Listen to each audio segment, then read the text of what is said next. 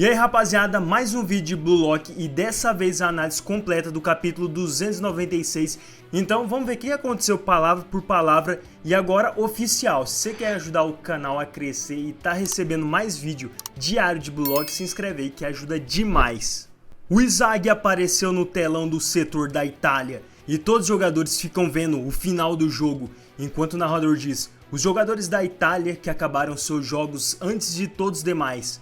Observando Inzaghi, que está na posição de número 1 no ranking salarial. Os outros jogadores não acreditam no valor que o Inzaghi recebeu, enquanto o Barou diz: é isso aí, idiota. Esse é o número 1. A gente passa pro redor do mundo, onde várias pessoas comemoravam com o valor do Inzaghi, que sentia que estava indo atrás do rim. Ele olha e se sentia excessivamente bem. O Inzaghi tinha resistido a tudo e se adaptado. Com um sentimento de êxtase, ele pensou no que tinha acontecido enquanto peças estavam ao redor dele. Cada peça com o rosto de alguém importante. Noah, Kaiser, Rim, Loki. O Inzaghi percebeu que tinha esmagado todos com a lógica. Aquele lugar era só dele, porque vinha da fome de estar ali.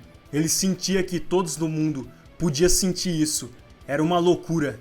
Nesse momento, o Inzaghi tinha mostrado a sua originalidade. Com as mãos no rosto, ele sentia que seu cérebro estava ardendo.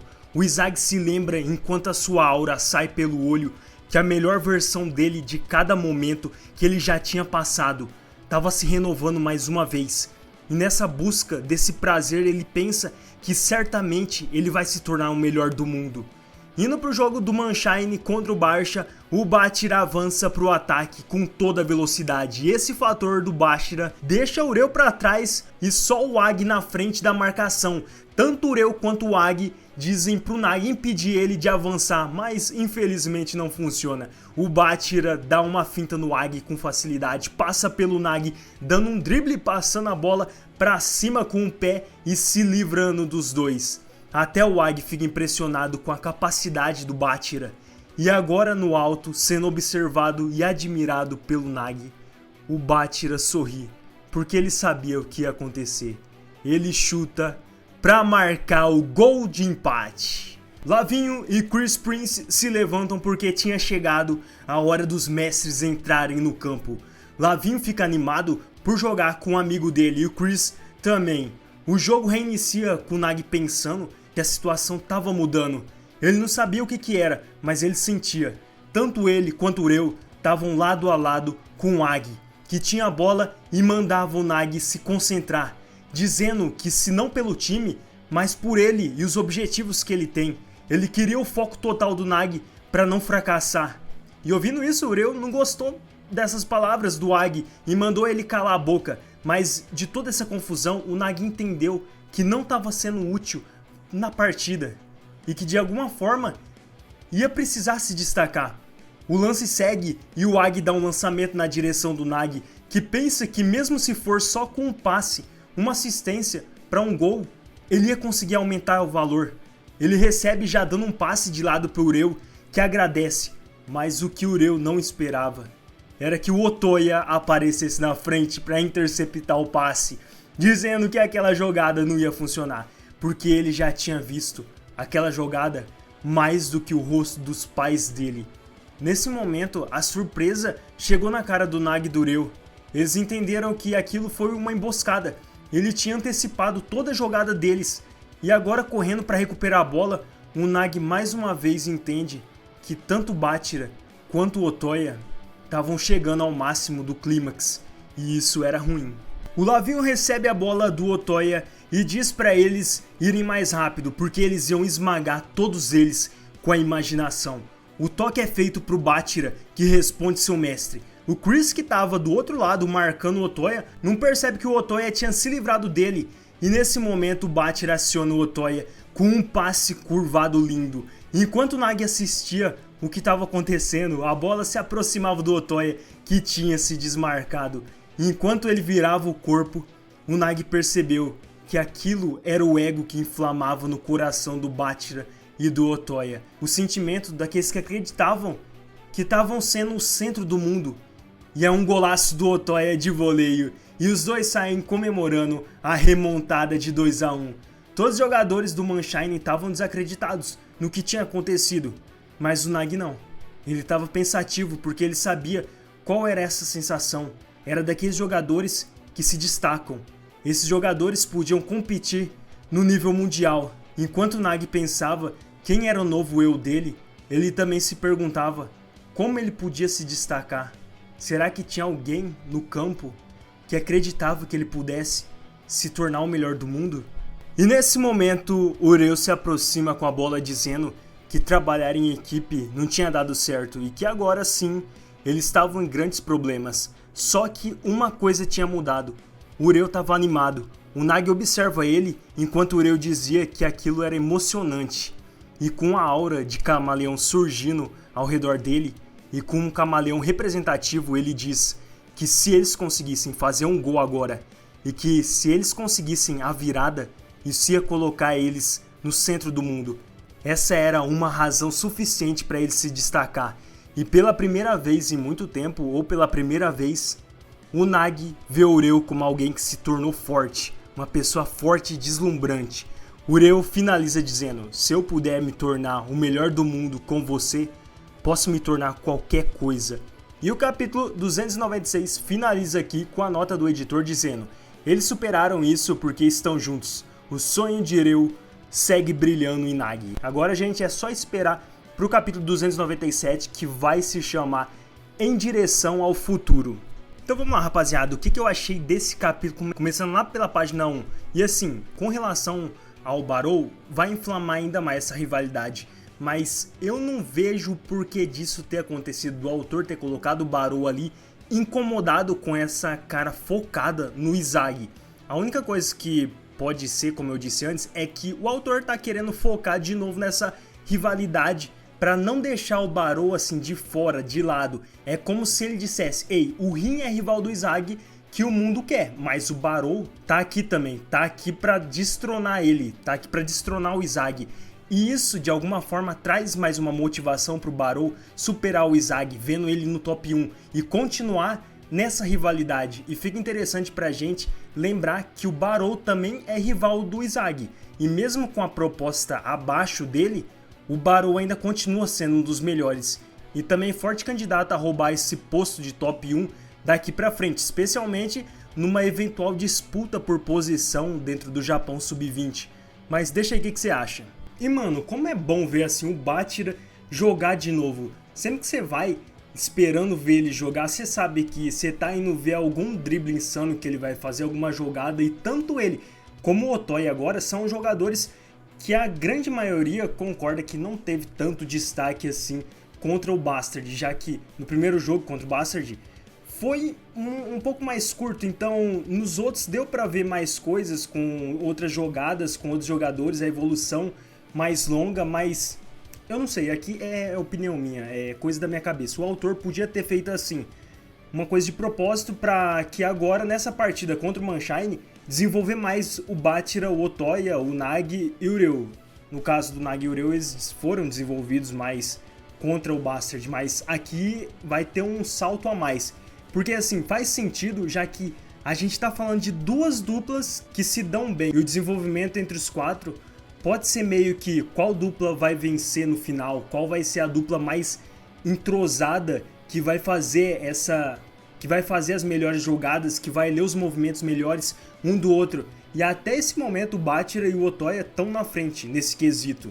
E pra quem tava criticando o Otoya, quem tava tirando o Otoya pra nada, tá aí, o cara fez um gol de voleio, simplesmente, o cara se livrou da marcação do Chris, mostrando a capacidade dele de se livrar da marcação de um dos melhores do mundo e ainda fazer um gol.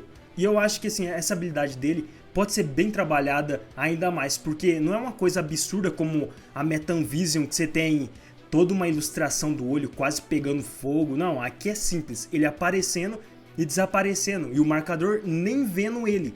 Isso daqui lembra até a habilidade do Kuroko, pra quem assistiu o Kuroko no basquete, que é o cara que praticamente é invisível dentro da quadra. Ele aparece e desaparece, escondendo a presença dele pra dar passe sem ninguém ver. Então, se o autor for seguir por essa linha, que tem muito potencial, fugindo da marcação, o Otoya fugindo da marcação para receber e dar assistências, aparecer do nada nas costas do marcador e fazer um chute como esse daqui, o Otoya vai ser um jogador com muito destaque. Como por exemplo, numa partida que ele estiver perdendo. E nessa partida, ele tá fazendo o que todo mundo esperava do top 4 de bloco, se eu não me engano. Porque a maioria tava pegando no pé do Otoya, era que como um cara considerado top 4 de bloco, não faz nada, igual dos jogadores. E eu vou mais além, eu acho que o cara azul não fez tanta coisa assim também não. E ninguém fala dele, mas eu vou trazer um vídeo sobre os maiores destaques da Liga Nergoice para ver quem realmente jogou muito e quem se perdeu na liga. Mas deixa aqui o que você achou dessa participação, tanto do Bátira e principalmente do Otoya até agora. E essa apresentação de futebol do Bátira e do Otoya chamou a atenção do Nag, que percebeu um negócio interessante que eu vou te contar. O Nag, quando ele vê o gol do Otoya, ele sabe exatamente como era aquele sentimento. Era uma coisa que o Nag não sentia há um bom tempo. E eu acredito que é desde a partida contra o Izag. Era um sentimento de estímulo.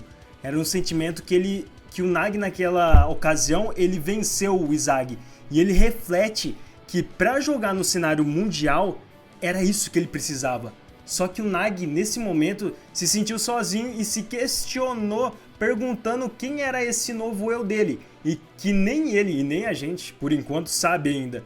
E ainda com a cabeça baixa, ele perde a fé nele mesmo, no sentido de se perguntar se tem alguém no campo que acreditava ainda nele para se tornar o melhor do mundo. Uma coisa bacana nisso tudo é que o Nag tá pensando agora, não é em relação ao futebol, mas sobre ele mesmo. E isso é interessante porque cria camadas para ele se desenvolver mais, porque queira ou não, com a bola no pé, o Nag é indiscutivelmente um atacante brabo, mas ele tem essa questão sobre como ele vai conseguir se motivar, se destacar. E em todos os casos até agora, foi sempre outra pessoa que motivou o Nag. Por exemplo, no caso do Izag, não tem uma pessoa motivando ele se automotiva com o próprio objetivo dele de ser o melhor do mundo. Então, alguma hora o Nag vai ter que sair da asa de alguém, tem que sair dessa coisa da cabeça dele e procurar algum objetivo, porque ganhar a Copa é coisa do Ureu. O Nag não tem nada que motiva ele, mas nesse capítulo pode ter uma resposta em relação ao Nag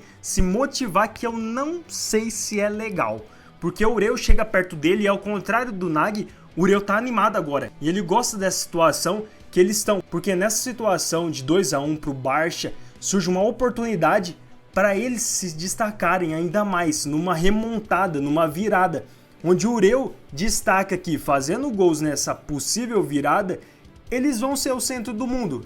E o Ureu acredita muito nisso, porque ele acredita que se ele conseguir se tornar o melhor do mundo junto com o Nag, ele pode se tornar qualquer coisa. E essa frase é interessante porque ela diz isso no sentido de: se for para me tornar o melhor do mundo com você, Nag, eu posso me tornar em qualquer coisa.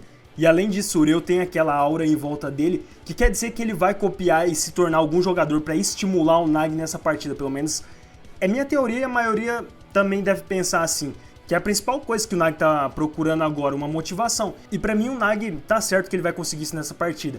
E a gente vai ver o menino Nag fazendo coisas impossíveis novamente, igual do jogo contra o Bastard. Mas lembra que eu disse uma coisa lá em cima, que eu não ia gostar do jeito que ia ser essa motivação? É que o Nag nessa situação também precisa do Ureu para se motivar, ele vai precisar de outra pessoa.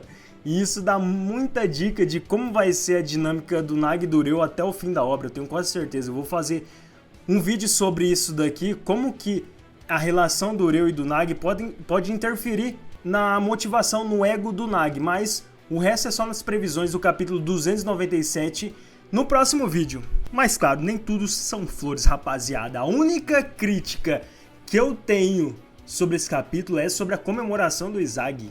Não a comemoração em si, mas em relação a precisava dela. Isso pra mim foi água de salsicha. E como eu sei disso? Por exemplo, eu vou te ensinar na minha visão, pelo menos, quando você pega a primeira página desse capítulo e depois passa para a página que tá rolando a partida do Mannheim e do Barça, sem nem ler a parte do Izag, e isso no final resulta em não mudar nada, em não impactar nada, em não ter nenhuma informação que que usar no próximo capítulo ou lá na frente, isso é água de salsicha. Mas eu também não vou julgar o autor de ter feito isso daqui, porque foi bacana ver o espírito do Izag nesse capítulo aqui, mostrando a originalidade dele, ver que ele tá realmente chegando perto do que ele tá buscando. E agora todos têm que olhar pra ele como um jogadoraço também. Mas assim, tirando isso, não altera em nada isso daqui que o Izag fez. Mas constrói uma camada a mais no Izag, reforçando o ego dele de ser o melhor do mundo. E que agora ele tá entrando no nível mundial com os brabos. Tanto é que nessa parte as peças do Izag é focado nos jogadores como o Noah, o Loki, o Kaiser, o Rin. É meio que... eu tô aqui também, mano. Eu tô aqui. Deixou eu chegar, agora já era. Tô entre os melhores. Mas o que você acha disso daqui? É água de salsicha ou não? Rapaziada, deixa aí o seu comentário sobre esse capítulo, que pra mim foi nota 6, mas mais por parte do Nag e do Reu e do Bátira e do Otoya, porque foi as coisas principais que aconteceu. Pra mais vídeo de blog, gente, se inscreve no canal que vai ajudar demais, realmente ajuda demais pra gente bater a marca de 1000 inscritos, 4000 horas. E estando vocês aqui comigo, a gente vai construir uma comunidade bacana de blog. Até o próximo vídeo. Valeu, gente!